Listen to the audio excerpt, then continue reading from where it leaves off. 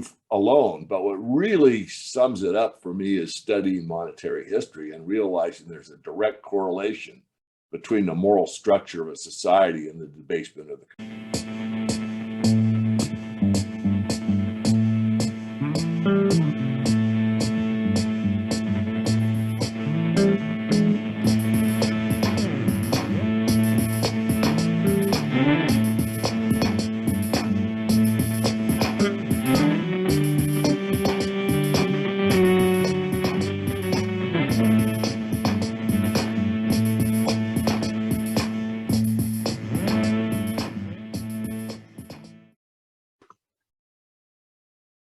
All right, welcome everyone. This is Jim Forsythe, Chair of Citizens for Sound Money. I'm very pleased today to have as a guest David Morgan. I've followed him quite a bit and read his book, and really excited to have you on, David. Well, Jim, it's good to be with you. I think it's the first time, so thanks for the invitation. Yeah. And why don't you give us a little bit about your background? Sure. So David, why don't you tell us a little bit about yourself and how you kind of came into this business? Yeah, long story short, I had a pretty classical education really through the public school system. I just read something on the internet about somebody that is basically my age, maybe 2 or 3 years older, and it was the best education system at that time in the world, and now we're like 23rd. Anyway, I don't want to digress too far. So I was very interested in investing in money from a very early age. That's kind of the field I wanted to go into. My father had different ideas. I chose a pretty strong in math, science. I went into the aircraft industry, worked as an engineer for many years with the military as a contractor. But that whole time I was involved with the commodity sector, particularly the precious metals, and studied everything I could get my hands on. I broke free of that and became a freelancer, basically trading for a living for a while, and worked for a certified financial planner. And most of them aren't really that savvy to the precious metals. I did work for a coin dealer for a very short time, but I basically broke out on my own and started the Morgan Report. I did some consulting before that. So it's been, as far as the public face on the internet for 23 years or so. And I put my heart and soul into teaching about sound money and the resource sector. The way to get leverage into resources is primarily through the equity market. And I look at everything from top tier, cash rich, unhedged royalty companies all the way down to the penny stock world. So that's it in a nutshell. Gotcha. Yeah, well, the aircraft industry is something we have in common there. I didn't know that. It's interesting. So why, you've been a strong advocate of sound money. Why is it so important? Well, you could go on, and there's a guy, and I forget his name. It's on my Twitter account. I'd have to look it up, but he gave a speech, I think within the last year. It's very recent. And he talked about, why so many problems would be resolved with the sound money. And I actually complimented him and used some of his work, giving him full credit, of course. But, if you go to my mission statement, to teach and empower people to understand the benefits of an honest financial system, or you could substitute honest monetary system. Everything that we do in our lives pretty much touches on money because of the way life is set up, especially in the current time frame. So it affects everyone. And if you lie about money, you can lie about anything. So by the time I say that a dollar is a dollar, I've lied to you because they've printed more, which means that the unit value that you have in your wallet or on your credit card or debit card or in your bank is worth less because of the very nature of watering the milk. So that, to me, is proof alone. But what really sums it up for me is studying monetary history and realizing there's a direct correlation between the moral structure of a society and the debasement of the currency.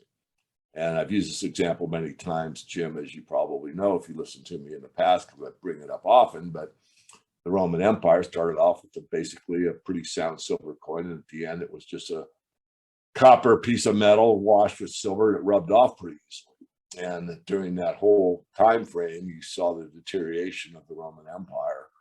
And this is a fact. It's not just them, it's many societies, and it's not always a monetary collapse. But again, honesty is the best policy. An honest money system for honest people works best.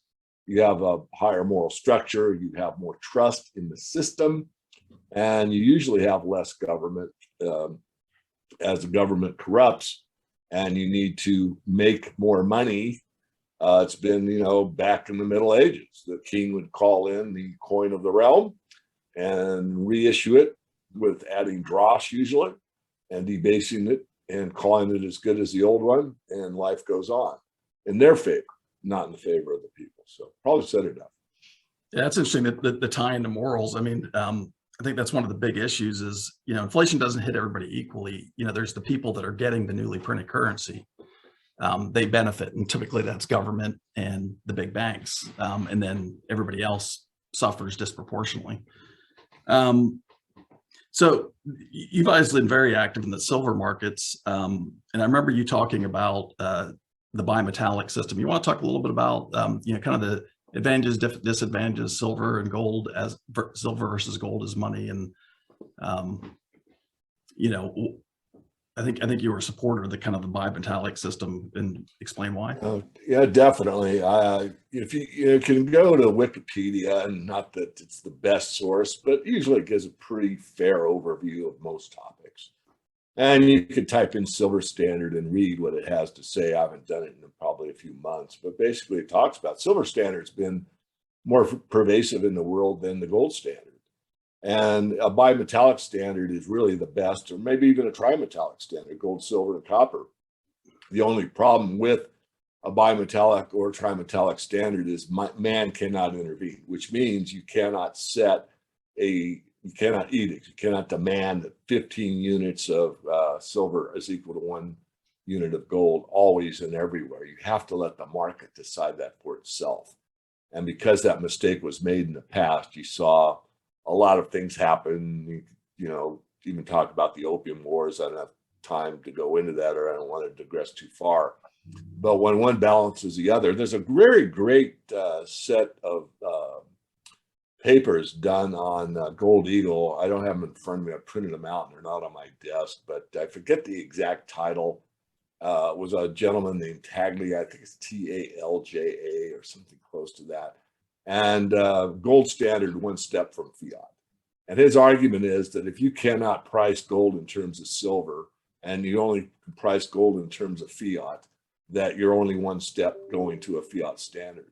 And he's got a lot of proof of it. And of course, the latest proof would be going from, 1965, where silver coinage was taken out of the system, 1971. So from that point, you're on a gold only standard internationally. Of course, in 33, you weren't allowed to hold gold as a citizen up until the early 70s.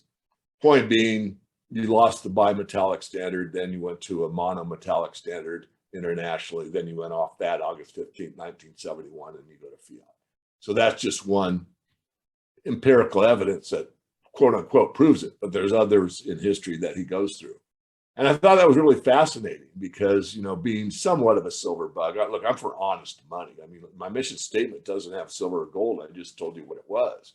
I'm for an honest system. In theory, you could have an honest system in paper money. I mean, if there was a one-to-one correspondence between all the goods out there and the labor behind it, and you didn't inflate it at all, in theory, you would have a receipt for all the labor and all of, the goods out there, and it would work in theory. But of course, that's never happened. And the gold standard never really works. It works a long time. I mean, you could go from, say 1800 to 1913, and a loaf of bread was basically the same price for that 100 years. But let me give it back to you. I'm starting to wander off a bit. Bring me back on track. So what about silver's industrial demand? Does that help anchor the price, the value of it? It does and it doesn't. It does as far as the cost of production. So the silver market, of course, is really a derivatives market. You are in the derivatives contract methodology that's set up for most of the major commodities, so it's not unique to silver. And then the price is set normally around the price of production of silver as an industrial commodity. And I did a series of lectures called What If Silver Were Treated Like Gold? And I asked the question, if silver was treated as money, what would it be as far as fiat price is concerned? And I think I made a pretty persuasive argument that silver's highest function is money, not as an industrial commodity.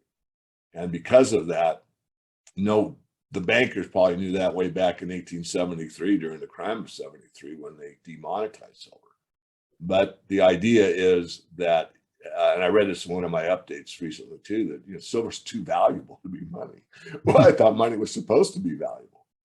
So whenever silver and gold had the same function, and this is important, and I thought about this for this lecture I'm referring to, it held very close to the natural ratio. Now, you always hear 16 to 1. That was a peg made by Sir Isaac Newton when he put England back on the gold standard.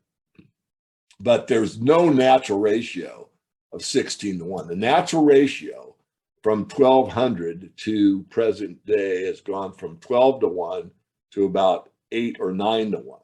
Meaning that the Earth's crust holds about 10 times more silver than it does gold, not 16 times. It drives me nuts. You constantly hear people pretty well educated, they'll tell you it's 16 to 1 in the crust. It might be in a certain mining area, but as far as the globe is concerned, it's actually about 9 to 1 right now. When they both were money and had no other function for almost 5,000 years, the gold-silver ratio never got above 20. Think about that. So when gold was money and silver was money, and most of the time we're on a bimetallic standard, the ratio never got above 20 for thousands of years. And it's only been in about the last 150 years where silver's been demonetized and it's only an industrial commodity, where you've seen these excursions to 100 to 1. And even in March of 2020, an all-time high, as far as I could tell, of about 125 to 1. So silver as money is much more valuable than silver as a commodity. Having said that, I'm going to answer your question. I wanted to build that foundation. Because it's still perceived as money by a small group of investors and some nations, really. I mean, in Mexico, the word silver and money is synonymous, but most Mexicans can't afford to save in silver. Some can. The point is that the industrial side has grown from 35% of the total silver supply in 2000 to over 50% in 2022.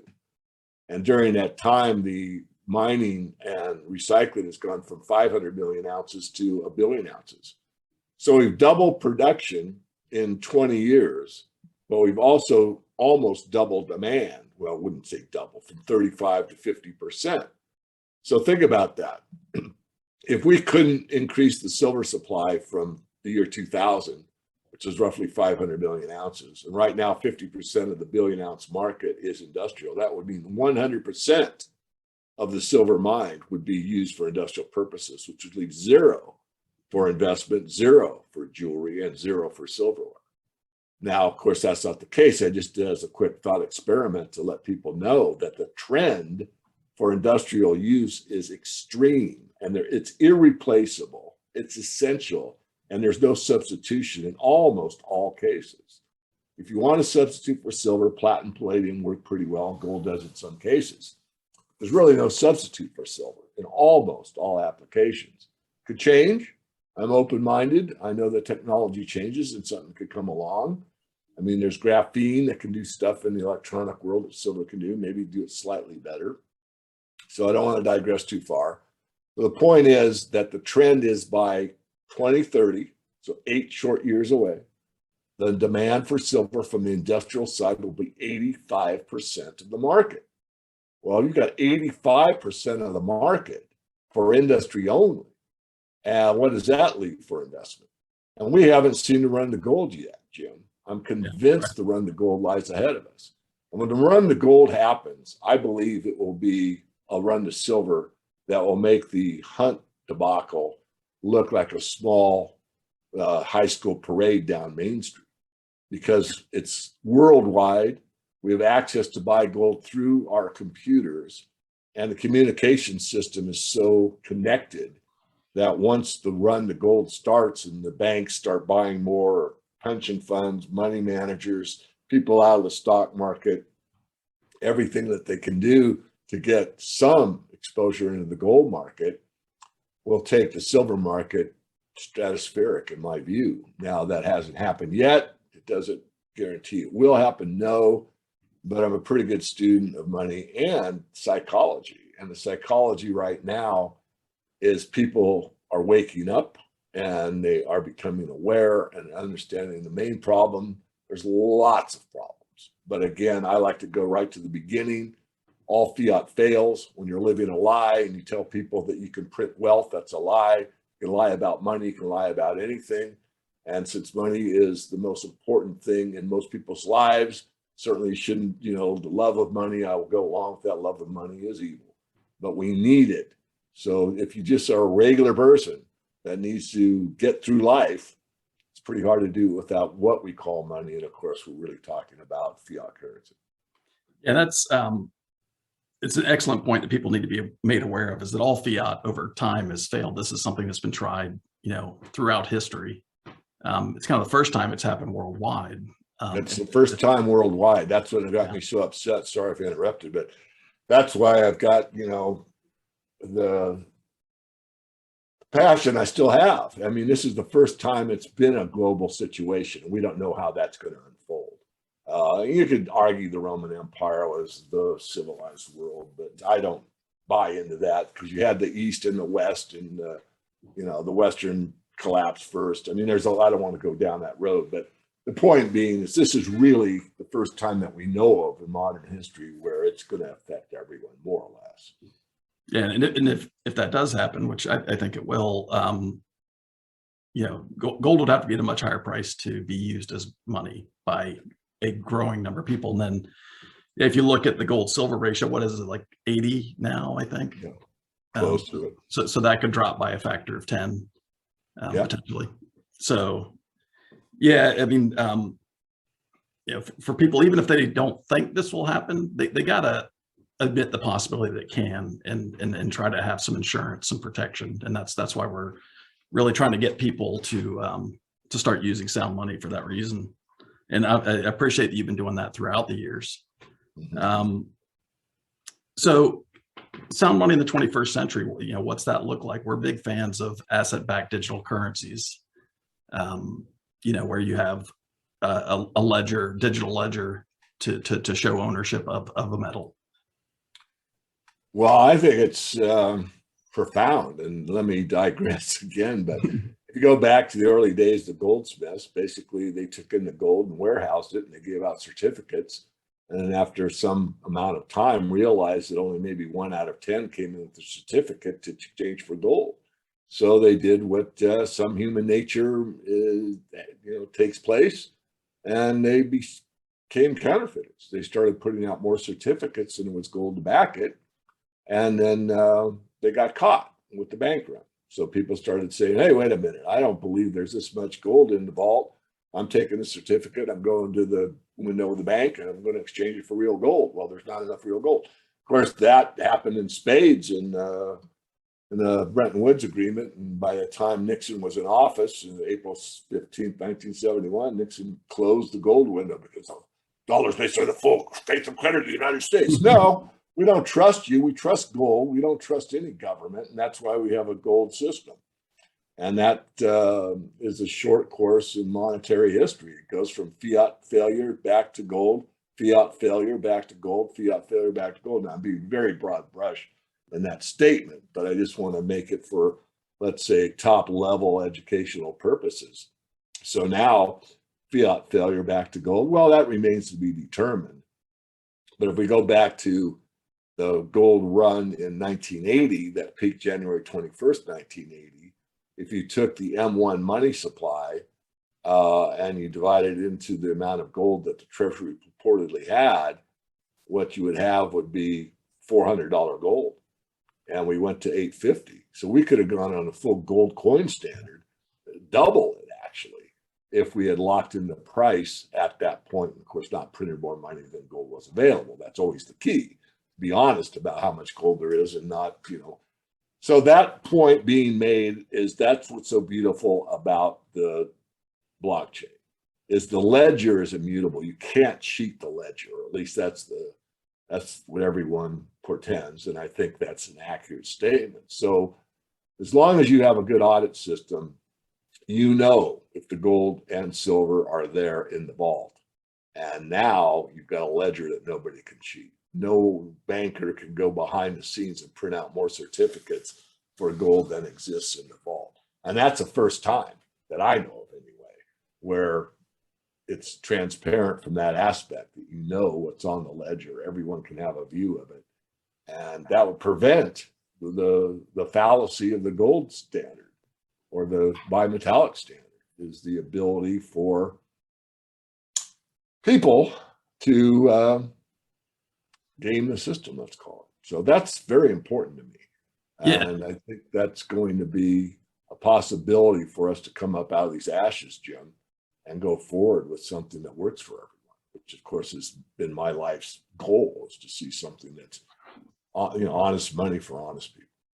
Yeah, essentially you were saying, you can't peg the silver to dollar ratio, right, without causing problems. But that's another advantage of the asset-backed digital currencies. You don't need to. It can be market driven. Yeah, it's interesting. You talk about the bank runs. My view is, back before the Fed was created, the method you talked about, you deposit your gold, you get your certificate, and they would increase their leverage ratio, maybe 2 to 1, 3 to 1, and then a bank would go bankrupt. But there was competition amongst the banks, and that kept them relatively honest. And then when the Federal Reserve was created, that backstopped the banks. So now leverage ratios went to 10 to 1. We had the roaring 20s. Right. And then the subsequent collapse. So instead of a bank run on your local bank, it was a bank run on the US dollar. And that's why with these asset-backed digital currencies, we're so used to thinking there's got to be one system, one monetary system, but there doesn't. The monetary system can be gold and silver, and you can have a number of these companies, competing with each other, and that's a really good thing. Do you agree with that? Oh, I do. I think it's a great insight, Jim, and I'm glad you brought it forward. The other thing I like to point out, which I haven't done probably very often, and that's the market makers in any industry, but primarily in the precious metals. You've got I won't name them because I'll leave one out, but there are people in the precious metals business that buy and sell metals, and they make their own market. But I want the viewers to know you can make your own market. For an example, for my newsletter, I will discount the price of my newsletter if you pay me in real money, right? Mm-hmm. So I'm making a market. So I'm making your silver more valuable by saying I will discount 20% off of my price if you pay me in real metal. And that ability is, it's across the board. It doesn't exist in a lot of places, but people don't realize the power of honesty, that if you have got an apartment for rent, let's say, you might, no guarantee, but you might be, but you can make a market. In other words, you could go in and want $1,000 a month for rent. And you could go in, I'll pay you $900 in silver every month. And here's why. Sometimes it takes a bit of education. Silver's real money. What you're getting there is depreciating. Here's what the long-term effect is. Fiat always fails, whatever. And I'm not saying you have to do that with anything. I'm just giving the idea that you have more power than you think you do, because, you're at the mercy of the banking system, or you're at the mercy of the market makers, or you're at the mercy of the coin dealer, or whatever. You're really not. When you've got real money, you can negotiate its value. Now, can you negotiate it to twice what the current spot price is? Probably not. But I just gave you an example where you got about a 20% window for me personally. And you might be able to do a deal with your dentist, your doctor, your mechanic, whatever. I wouldn't try it too much in the grocery store unless it's totally locally owned. But I just wanted, and I want your feedback, Jim. Am I out of my mind for giving people the idea that they have power of the ability of honest money? No, you're preaching to the choir. I actually paid landscapers with gold. It was 3 ounces to put in the driveway. Tipped them with silver. It's a great conversation starter, especially tipping somebody with silver. And Citizens for Sound Money, we ordered this book. I'll have to get you a copy when it comes in. It's The Illusion of Money. It's a kid's book about fiat and the collapse of fiat. And we had to sell silver to buy it, so we're pricing it in silver when we sell it, so that we make sure we get our real money back. And Marion is paid with gold and silver. So no, I 100% agree. I think that's the whole goal of our organization, is to get people to start doing that. And asset-backed digital currencies make that a real possibility, well, it makes it far more convenient than, paying with physical directly. Well, I've been in the habit for years of paying my restaurant bill with either fiat or plastic, but tipping in silver, Yeah. and usually leaving a business card. And sometimes the waitress or waiters there notice it. We have a brief conversation. Often I just leave and let it speak for itself. But it's just a subtle way to spread the word.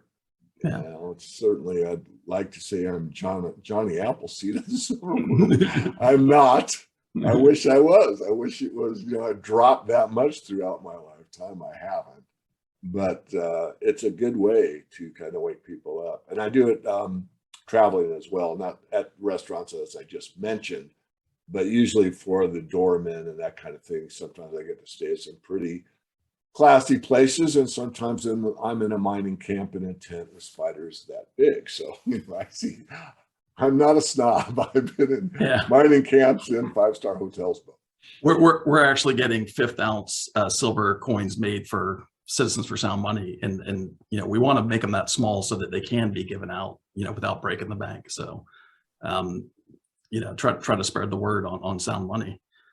You want to, I know you're involved with Load, which is one of the asset-backed digital currencies that's out there, and we interviewed Nick a few weeks back. You want to talk about that?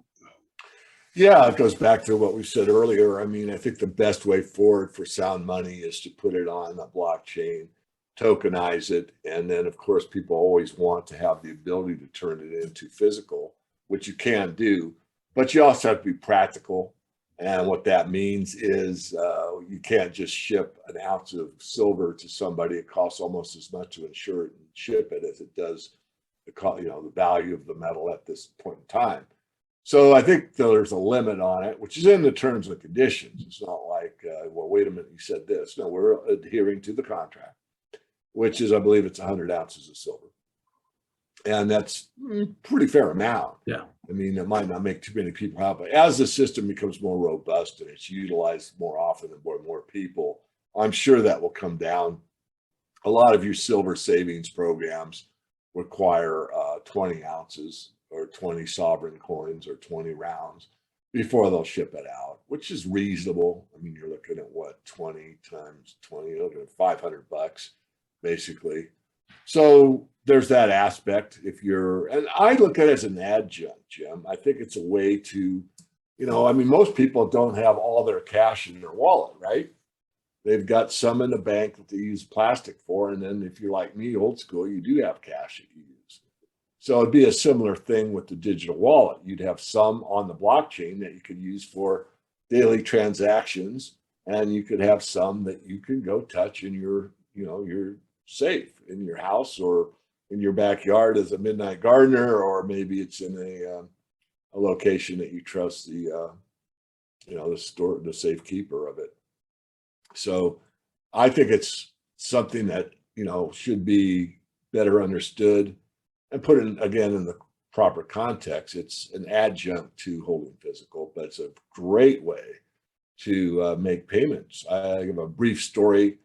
I have a guy in the UK, wonderful client, tried to pay me through the bank. The bank just kept stopping his wires. He said, well, who is this guy? And why is it going to the US? And are you sure it's going to basically tell him what he could do with his own money? So I said, well, pay me in Load. And he said, sure. And it took 3 seconds and the transaction's done. It was wonderful. Yeah, I think 100 ounces, well, for silver is a very reasonable redemption limit, because you're right, there is a cost involved.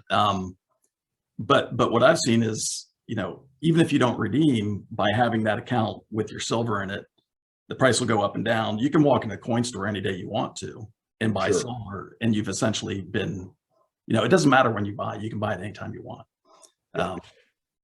Well, again, I think you use it as it's designed. It's a wonderful way to go. One thing I thought about right after it started was, since we incorporated gold later on, is you can play the gold silver ratio.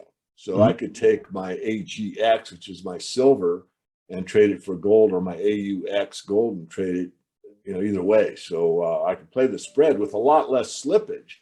Then I would get, if I went to my local coin dealer here, I jokingly say I go down with a pickup full of silver and come back with a glove box full of gold, and I go back down with a glove box full of gold and come back with a pickup full of silver. So, but that's because of the ratio.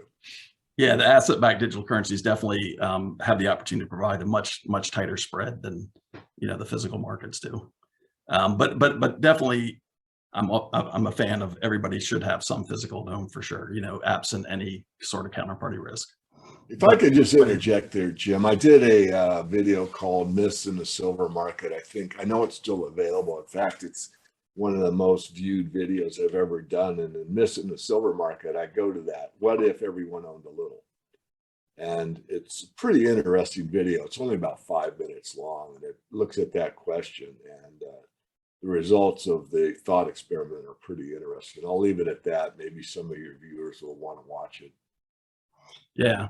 It's interesting. There's this stacker culture, which, I'm very supportive of pure stackers, but at the same time, that's not part of the solution. If people just stack at home, they're not, they're protecting themselves, but they're not moving us to a better place. And if instead you are, stacking and saving, but then also using it from day-to-day transactions. I had one guy ask me, I said, I sold my silver to buy a grill. And he goes, "Why'd you sell your silver?" I was like, "Because I don't have $8. Like, I'm using this as money." Yeah. So, well, there's a gentleman here in town I talked about after Utah signed into law, which they didn't really have to, the law like I do, probably better, because it's already in the Constitution. But regardless, Utah said you can use gold and silver in any transaction as long as both parties agreed. I was lecturing on that here in the local area. A gentleman came up and said, "That's my dream." I said, "The only way it's really going to work is to put it on a debit card," right? This is before the blockchain, actually, years ago. And he's done that. And it works out really, really well because to the merchant, it's transparent. You put your debit card in it, and name your grocery store and name your department store, but it's debited out in gold or silver or whatever you elect. And all the accounting's done, the cost in, cost out, all of that. And then it's, of course, provided for you on a monthly basis. You can get a yearly total, and then you can figure out your gains and losses and all of that. But pretty slick. yeah, and I think there's going to come a day where the fact that you're only exposed to fiat for that brief moment of time of swiping your card and cashing out your silver, I think that's going to become important. If instead you've got your stack and you go to the coin shop, get a check, deposit your check, wait for it to clear, go buy something, by that time you might be taking a loss on your dollar holdings over those couple of days. So, right. And there is some slippage. I mean, there's no perfect system. I mean, sure. You might be on your phone and see that silver is at 24.81. And when you get your statement, you find out that the London fix was 24. And you lost your 81 cents, and you could quibble. But over the long run, these things tend to even out. Next time you go, it might be 24 and you get 24.81 because of the London fix, So you have to be a little bit practical about it. But no, it works really well. And I'm just kind of more surprised that more people really haven't adopted it. It's a good way to spend your metal. And I think one thing I want to ask you, Jim, it's my belief that people are more conservative on an honest money standard. In other words, when you've got this funny money running around, you're more apt to buy that frivolous trinket that you get home. So why did I even buy that? Whereas you're putting down hard silver, you're usually more thoughtful about your purchase. Or is that just my imagination? No, I've found that to be very true. And in my opinion, you read Creature from Jekyll Island, the Fed was created kind of to encourage spending, going, credit versus saving. And I found that like when I have, my assets in the asset-backed digital currency, I'm waiting for it to, move up. I'm waiting for it to increase in value, and don't want to spend it. Like I definitely am a lot more restrained because, if you let it sit, it can grow. But right now, you let your dollar sit in your account with a 0.01% interest rate, you're losing value. So you just want to spend it. But yeah, that's the people make the mistake of is, they say, well, I got to pay for all these things in dollars, so I'm going to hold dollars. But there's a difference in, the currency that you spend in versus what you're saving in. You should be saving in gold and silver, and then, converting at the last minute to pay for things in dollars. And that's the exciting thing about all these asset-backed digital currencies. They allow for that. Right. If I might, Jim, just add a little something there. I mean, I was on a radio show one state over, and it's kind of a conglomeration of different, interesting guests. He asked me to, be on the show. I said, and of course it was a call-in show, and this guy was all over me about being a gold bug and how bad, he had a very distasteful statement or two about gold bugs. But gold bug or not, if you go back to the year 2000, the present day, gold has had a CAGR, compounded annual growth rate of about 10% over the long term. I know it's been flat for a while. Believe me, I look at the price almost every day. But the point being is that if you go to shadowstats.com and you look at the actual honest to God inflation, it's been about 9% per year over that same 2 decades. So gold has done exactly what it's supposed to do, which is to maintain your purchasing power. So that $250 an ounce gold in 2000 at 1900 in 2022 buys you the same amount of goods and services. That's how much inflation we've really had, contrary to what the government tells us. So, so you don't need to beat up gold. Now, had I gone into this radio show knowing ahead of time the kind of pushback I was going to get from this one guy, believe me, I can take it. But I would have said, hey, if I got an investment that's older than the oldest stock in the Dow Jones, which used to be Homestake Mining, and it guaranteed you 10% compounded annual growth rate, would you be interested in that investment? The guy'd probably say, of course. Well, it's gold. So you can kind of turn it around. Not that I'm cheating anyone or deceiving anyone. It's just I'm trying to present the facts in a way that's understood by someone that's, for some emotional reason, anti-gold. And again, the gold standard, that gets beat up all the time isn't gold. It's the people part, which I think we've gone over at least 3 or 4 times. Yeah. But I want to get that through people's heads because it's, the gold standard doesn't work, or it's always failed, or on and on and on. And that's, again, where the blockchain really, I think, has the possibility to make this thing work for everybody, always and everywhere. Yeah. What's interesting talking about gold and inflation is people look at last year's consolidation. Meanwhile, inflation was starting to pick up and say gold's not doing its job. Right. Well, look back at the chart. It came from 1,300 2 years ago, right? Yeah. So it did its job nicely. It just did it in advance. That's right. It anticipated. That's correct. Right. Well, to wrap up, Marion, our exec director, wanted me to ask you, your outlook in terms of, are you optimistic? Because I think we often get bogged down with the doom and gloom of what's going on. But I personally am optimistic. How do you feel, and why? Well, I used to, and I haven't done it in a while, end every one of my weekly perspectives with the statement, there's nothing more powerful than the truth. And the only way to really take care of a problem is to define the problem extremely accurately, factually. And once you've done that, then you can come up with solutions or solution. And that's exactly what you're doing. So I'm very optimistic because you understand the problem, and people of your age group understand the problem, and you can define it accurately so everyone understands it. I mean, 3 words, all fiat fails. That's not too hard a concept to understand.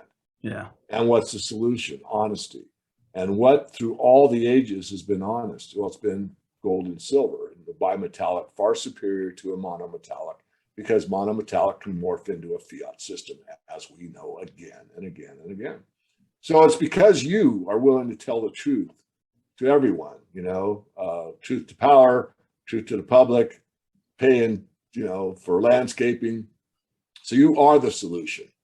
And we just need to continue to provide that solution, become more ubiquitous, more pervasive. We need everyone everywhere to understand that, everyone should own a little gold and silver and use it. To use it all, well, what do I do with my fiat? I save some, turn it into hard money usually, but I save some and I spend some. And the idea that you just hold silver forever, that's not a good way to approach it, in my view. I think the best way to approach it is if you buy silver at 20 fiat, you have the right to spend it in a range, between 19 and 21 or whatever.